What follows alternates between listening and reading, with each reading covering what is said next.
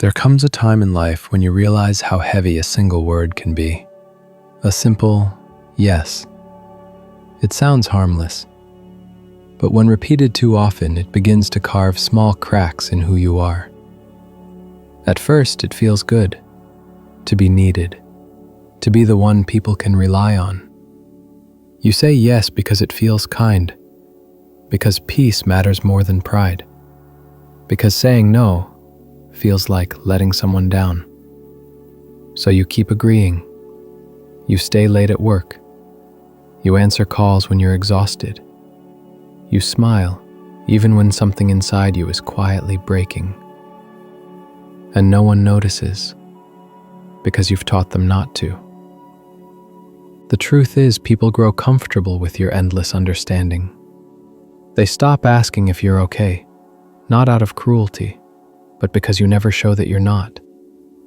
You make things look easy, even when they aren't. But slowly the cost of that quiet effort begins to surface. The laughter feels forced. The joy feels thin. You start to feel invisible in your own life, surrounded by people, yet unseen. Even when your body starts to give out, you keep pushing. You fall sick, yet still show up. You keep smiling through headaches, fatigue, and silent tears. You forget to take care of yourself because somewhere deep down you fear that slowing down means losing your place in the world. You worry that if you stop being useful, you'll be replaced. That if you take a break, someone else will take your worth with them. Your intuition whispers, rest. It pleads, slow down. But you hush it, telling yourself you'll listen later. Later, when things calm down. Later, when everyone else is fine. But later never comes. And the longer you wait, the quieter that voice becomes. Until one day you realize you've ignored the very part of you that was trying to keep you alive. Your health, your personal growth, your joy, your peace. You begin to see how easily care can turn into neglect when it never includes you. It's a strange feeling.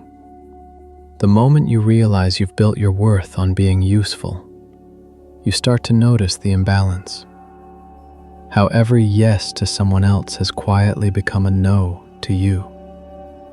How peacekeeping has turned into self-erasing. You wonder if anyone would still like you if you stopped being convenient.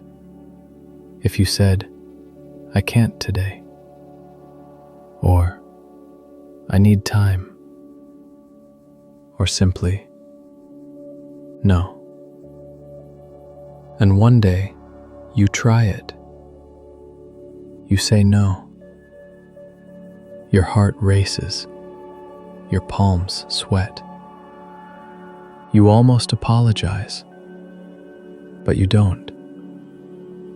You wait for the world to collapse, for the silence to fill with anger or disappointment. But it doesn't. Life goes on. People adjust. And in that quiet moment, you realize something important. It's never too late to include yourself in the list of people you care for. To make time for your own healing, your own peace, your own growth. You don't have to wait until you're completely worn out to start choosing yourself. You can begin now, gently, intentionally, while there's still enough of you left to rebuild. Because the truth is, no one else can do that part for you. And maybe the world never asked you to carry so much. Maybe it was you, afraid of not being enough unless you were everything. Little by little, you begin to take yourself back. You rest without guilt. You speak without rehearsing. You let messages wait. You stop apologizing for being tired. It's not selfishness. It's remembering that your own needs are real too. And in that remembering, something changes. Your laughter returns, softer, honest. You breathe deeper. You begin to recognize yourself again. Some people may drift away when you stop bending for them. But the ones who stay, they'll see you more clearly. Not as someone who exists to make others comfortable, but as someone who finally found balance between giving and being. And that, quietly, is freedom. It's easy to lose yourself in the habit of being agreeable, to think that love is proven through endless patience, or that kindness means never disappointing anyone. But the truth is, you can't pour from an empty soul. You can't keep saying yes to others while saying no to yourself. Peace built on self-neglect isn't peace. It's quiet suffering. So it's okay to pause, to step back, to choose rest over approval. Because the people meant for you won't vanish when you set boundaries. And the love that's real will never require you to disappear. And remember, it's not wrong to help others.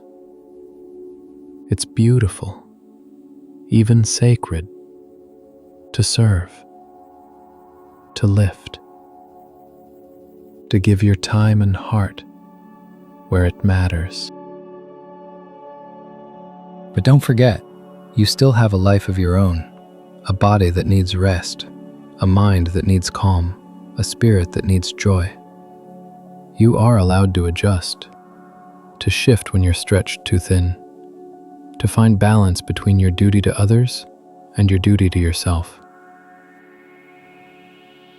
If your work, your calling, or even your livelihood depends on serving others, then serve with all the grace you can, but also protect the parts of you that keep that grace alive.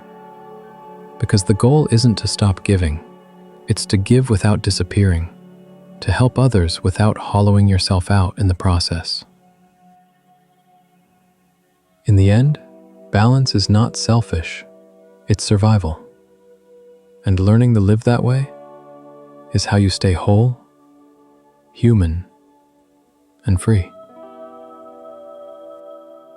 If this resonates with you, like and subscribe for more.